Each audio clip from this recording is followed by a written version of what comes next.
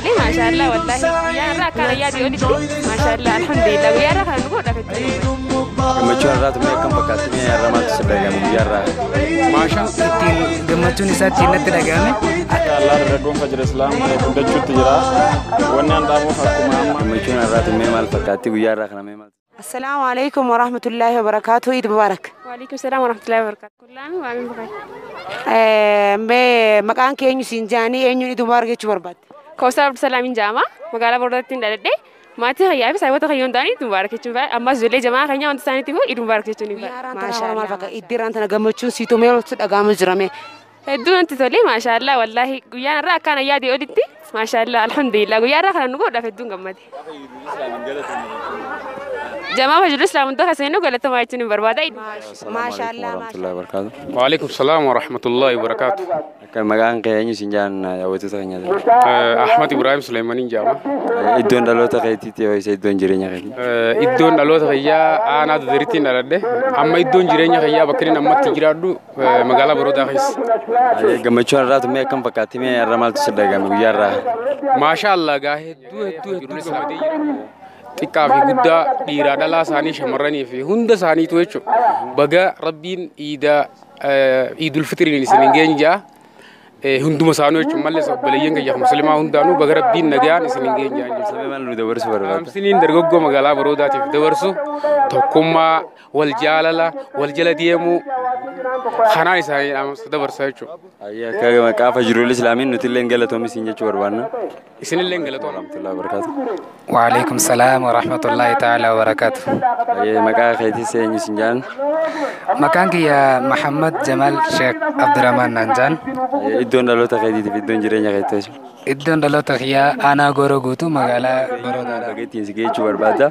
Isaan gubbaan dabalatee guyyaa irraa guyyaa iidaa guyyaa kabajamaa kana eenyu waliin taatee dabarsuu barbaadda?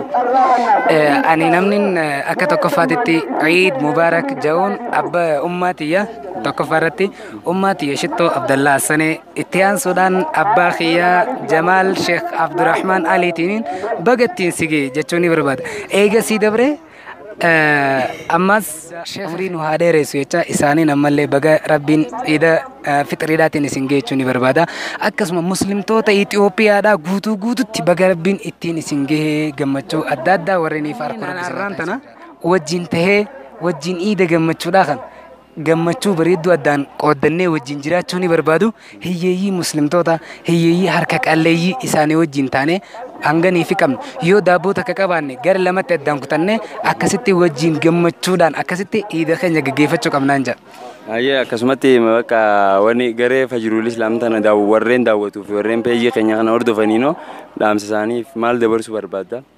Hedduu wanni nan jedhu warreen keessaafu wanti hedduu waan hordofan jechuun feesbuuk kana warreen hordofan isaan hundinuu akkanii fi deeggartuu jechuun peejii tana akka isaan tahan qabeenya isaaniitii fi akkasuma moobaayila isaaniitiin sheer godhuudhaan waa hundaanuu akkanii fi isaan cinaa dhaabbatan gammachuudhaan kanaan isaaniif ibsa akkanii fi isaan kanaan hordofaniin hedduudha maaf isaaniif.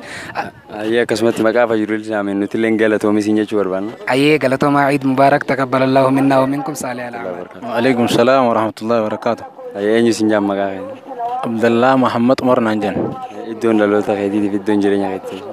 Ani iddoon dhaloota kiyyaa araddaa Saphaloo jedhama. Saphaloo cittuudha. Ammoo jireenya kiyyaa magaalaa Baroodaati. Magaalaa Baroodaa tanaa fi garee fajruul islaamiif illee akkasumatti maal nu dhaamuu barbaadda dhaamsa jabaa? Inshaallah dargaggoo magaalaa Baroodaatii fi fajruul islaam waliin dhaamuuf keessattuu dargaggoo fajruul islaam jechuun ifaa islaamaa jechuudha. Akkuma beekamutti ifaa duuba diin islaamiif bahe kana jechuudha. Dargaggoon tuni waa hedduu mul'isaa jirtan hoggaa agarru waan gurguddoo isin irraa mul'achaa jirtu jira. Akkuma jabaattanii jaarama keessan kana keessatti cimtanii waa hedduu hattamaa jirtan kanatti diin islaamaas barnoota irratti akka deebitanii barnootaas sirriitti barattanii dhaloota isin boodaatillee barnoota dhaalchiftan dhaamsa kiyya guddaan kana keessattuu fajruul islaam jabaadhaa. Akkuma dhiira nu jaartan kana dubartootaas jaara haawwan illee nu jaara jabaadhaa nuti illee isin wajji jirra fajruul islaam Sheikh assalamu alaikum warahmatullahi wabarakatuh. وعليكم السلام ورحمة الله وبركاته. Maqaan keenya siin jaani. مكان غيانس محبوب شيخ Maal fakkaata mee maaltu si dhagahame gammachuu kee haala kamiin nu ibsuu dandeessa? Gammachuun guyyaa Arantanaa akkaan na dhagahama wallahi dhugatti akka na dhagahama bareedeen gaddaa iidan salaanni ture jechuudha sababoota koronaa fi waan akkana dhibee kanaan waan ta'een har'ammoo muslimtoonni akka gartee duuba fajrul islaamii waliin ta'uudhaan hundinuu tokkummaan bakka takka jiraachuu isaanii kanaan gammachuutti guddaan dhagahama dirree kana argamuudhaaf kanaaf alhamdulillah hinja akkaan guddaa waan hangana jeemee natti ibsamuu hin dandeenye jechuudha gammachuun guyyaa irraa. Ayyaa asirra nu argamu keetiif hedduu galatoomis hin jenna. Anilleen gartee duuba maqaa fajrul islaamiin galatoomaadha maqaa rabbi guddaatiin ammallee isin hinja rabbiin iida barakaa nuuf haa godhu muslimtoota alama addunyaa jiran hundaafuu mahiyyaa fi gartee abbaa kiyyaan hangafee hundaanuu salaamataa bakkeetti isin hin Warahmatullahi wabarakatuh. Waalaikum salaam warahmatullahi wabarakatuh. Maqaan keenya siin jaani. Amiin walumaanuu bakka keenya hin jira uummata muslimaa waraanu. Mee guyyaan irraa kun maal fakkaata mee gammachuun akkamitti dhagahamte? Salaanee du'aayis goonee masgidatti yaanee daawwas dhaggeeffannee waan barbaanne dalagneerra rabbi nurraa jalatu kana guddaa gammadu guddaa nutti dhagahama. Eenyuun bageettiin si geechuu ni barbaaddan?